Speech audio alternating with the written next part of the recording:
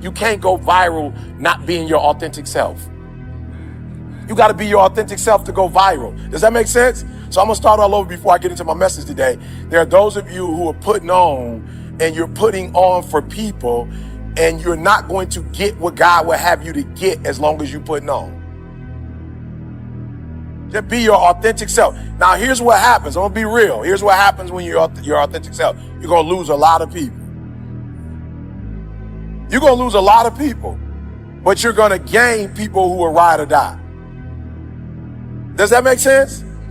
Okay, so most of y'all know I had an opportunity to be on a big show, right? That they show in the morning to millions of people. And by the grace of God, I didn't go. And people was like, bruh, millions of people you could have sold more books. I said, I don't want another million people in my life.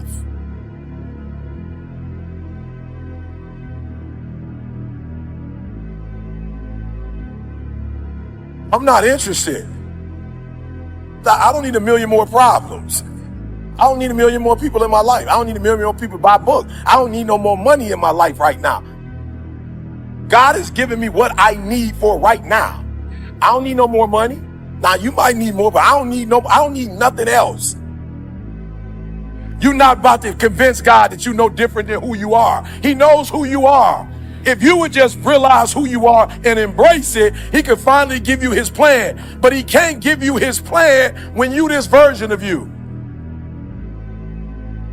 So all you really have to do is develop, and he will deliver.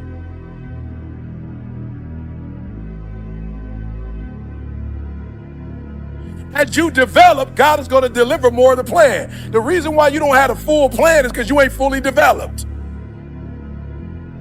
God can't deliver to you what he wants to deliver to you because you're not developed to the level you need to be developed to get the stuff, and you chasing the stuff when all you need to chase is development. And as you develop, that's why I got a very few followers on Instagram. It's people telling jokes. They got 10 million followers. They telling jokes. They got 10 million. They telling jokes. I could tell some more jokes and get the numbers up, but I'm not interested in making people laugh. Ain't nothing funny. We live in a society right now, ain't nothing funny. I'm gonna be telling you jokes. So I'm gonna talk development talk. Why? Because a small group of people are ready to get developed. But once you get developed, then God delivers.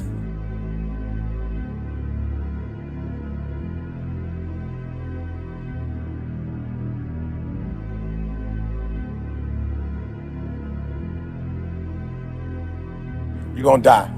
And you don't know when you're going to die, so stop acting like you know. That's what God told me to tell you. He told me to tell you, some of y'all, if you knew you only had 3 years left, you'd live differently. He told me to tell you to live like you're going to die. Stop living like you're going to live forever, because you're not. Stop. I told y'all the story when my grandmother passed. My grandma been well her whole life. She was 92 almost. She was weeks away from 93. My father called me, my auntie called me like, grandma in the hospital. I'm like, bet. And the way they said it was like, your grandma in the hospital. You know what I'm saying? She ain't never been sick. She gonna be out. That's how they said it, like grandma good. I was like, bet. Grandma called, hey baby, how you doing? I was like, all right, grandma, how you doing? Right? And so my father was like, she about to go into surgery, right? But she ain't never been sick. She about to go into surgery. The doctor said, it's good. My grandma called me. I should have knew something was up. I was in Chicago. I was there. And my wife was like, you probably need to go see your grandma. I'm like, nah, I'll see her when she get out.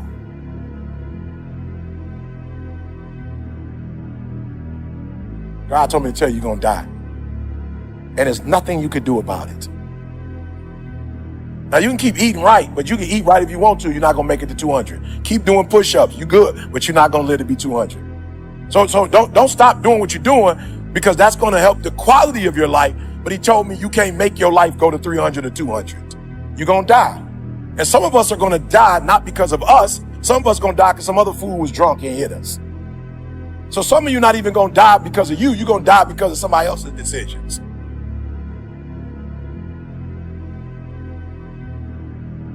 And my grandma called me just before we went into surgery. I should have knew something wrong. My grandma said, baby, I need your spirit. No, grandma don't like to be sick, but I need your spirit. I need your motivation. You the one in the family that got that. And it was an eerie, whatever, weird kind of thing. But I was just like, she never been sick before, so she doing her thing.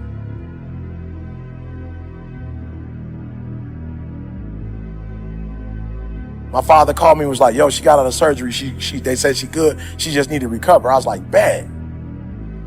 Then my father called me hours later and like, your grandma, it was weird. He didn't even say she was dead. He was just like, your grandma had some complications. I was like, oh, okay, what kind? You know what I'm saying? Constipation, complications. Like, what kind of complications is she having? He was like, no, complications. I was like, bruh, we grown. Like, what? Do I need to get in the car? Do I need to come? Like, what? He's like, no, she didn't make it. I said, she didn't make what? She didn't make what? He was like, she gone. I said, what? For some of us in this room, you may only have a year. We may only have 2, 3. I don't know. But God told me to tell you, when you leave here, stop acting like you got 20. Stop acting like you got 30. And develop as quick as you can so that you can get what God has for you as long as you can.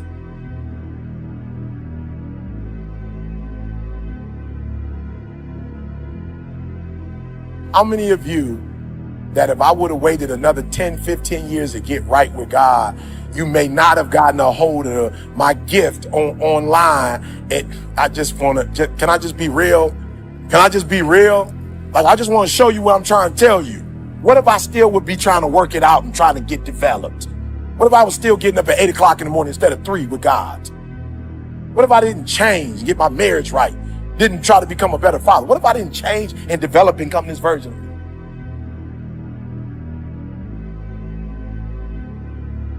That message that you got, that I wouldn't have been able to give that message because I wouldn't be me, and you didn't get that message at that time, and you would have leave here knowing that you may not have years. You may not have double digits. So whatever needs to be done in that time frame, do it. Because not only does it affect you, your development affects other people's delivery. That some of you, and it's not a problem, but some of you are going to get surgery, like you're enhancing your breasts, and you're enhancing your butt, and you're enhancing your physical fit. Some of you are in the gym and you're working out. He told me to tell you, that's okay, but stop doing leaf work and branch work and do root work. Told me to tell you, stop doing leaf work. Some of you doing leaf work. There's nothing wrong with leaf work if you're doing root work, but he said you're not doing root work. You're trying to change the size of your breast so you can attract what he has for you. And the changing of your breast is not about to attract what he has for you. So I'm not suggesting you don't enhance yourself, but he told me to tell you that when you fix the leaves, it's not about to fix the tree.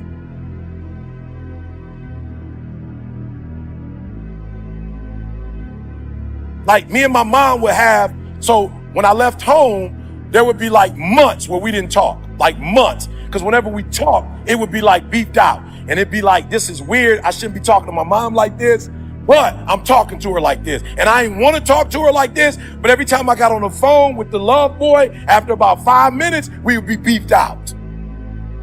And I knew like this ain't right, but I can't fix it. But I want to fix it, and I'm praying. Have you ever wanted something to be better than it was, but it wasn't? Have you ever your heart been in the right place? You did all of the stuff that you thought, I love you, Ma. We had all the right, we talked the right talk, but we would always get to a place where it would be bitter, and then we'd be talking crazy to each other, and then we hang up the phone, and we wouldn't talk again for another 6 months. That's how long it would take. That whatever we said to each other that hurt both of us deeply, it took that long. But 6 months later, I get on the phone like I forgot what we said, and we get back on the phone and we repeat it again. And God said, I thought you said you didn't want to do that no more. I said, I don't. He said, well, why you keep doing it? I said, I don't know. I try to stop. He said, no, you're not trying to stop because you're not doing the work to stop. Now you got to do the root work. I said, what's the root work? You got to get to the root of why y'all fussing and fighting.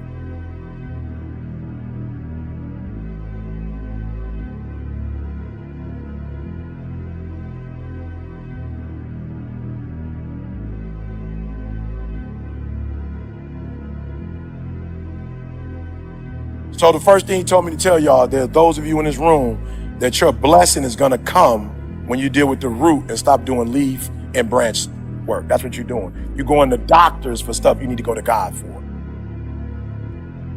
You got a therapist and you try and let the therapist take God's spot. Ain't nothing wrong with the therapist, but you try and let the therapist be God. You can't do that. You got to go to God. And the reason why I go to God every morning at 3 a.m. is because I need to hear from him. What's the root work for today? Here's why you need to do root work. Because if you don't do root work, people won't respect you in the way you're trying to get respect. People don't respect people that do leaf and branch work, but try to tell you how to do root work. I'm just telling you, some of y'all brands is not going to the next level, not because you ain't got a sweet story or you got something sweet to share, you ain't got a sweet product. You do. People don't buy products, people buy people.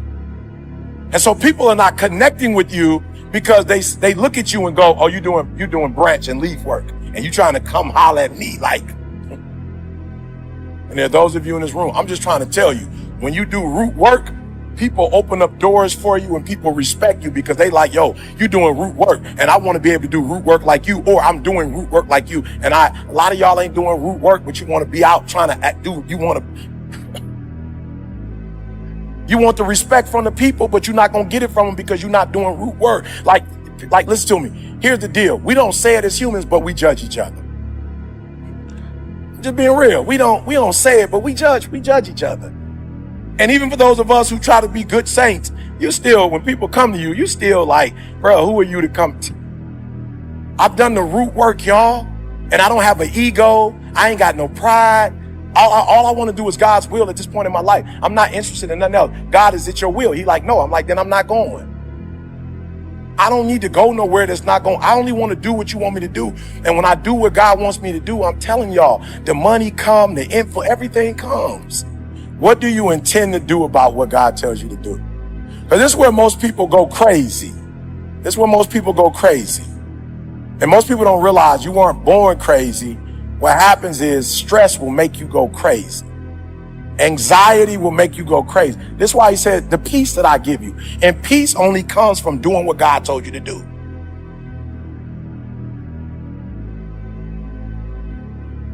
You can't be at peace when you know you're doing something you ain't supposed to be doing. You can't be at peace. You're only at peace when you go to God and you speak to God and God say, do this, do this, do that. And you do it, you're at peace. So number two, the question becomes, what do you intend to do about it? What do you intend to do about what God told you to do? And this is where it starts to get murky because a lot of you intend to go hide and run. That's what you do. You go run, you go hide. You don't like stress. You don't like pressure. You go run and hide. You go close the door. And now you with the enemy.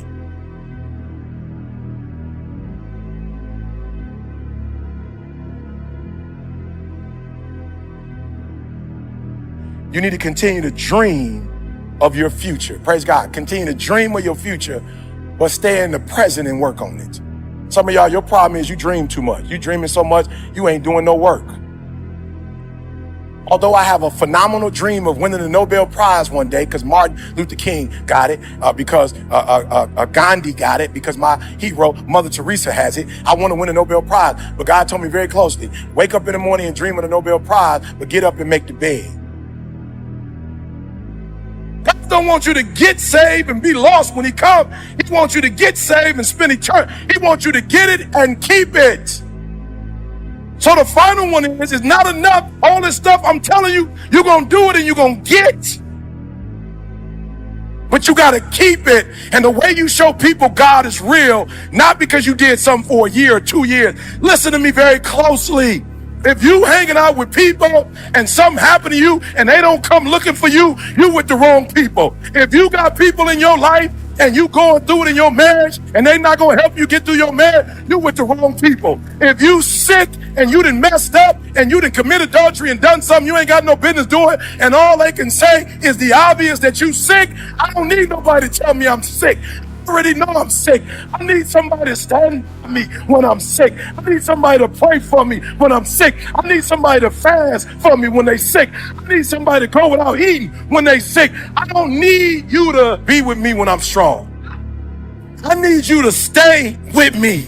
I need you to be able to leave the 99 that's got it going on. And I need you to come find the one that's lost. Are you hearing what I'm telling you today? You better stop running with people that as soon as they find out you got some dirt, they leaving. Because if all they need to know is you got some dirt to leave, they gonna be gone. Because we all got dirt that somebody can leave us for. We need people that's gonna stick beside us, that's gonna walk us through those bad decisions, that's gonna help us get back on our feet. We don't need people that's gonna leave us when we mess up. We all mess up. We all fall short.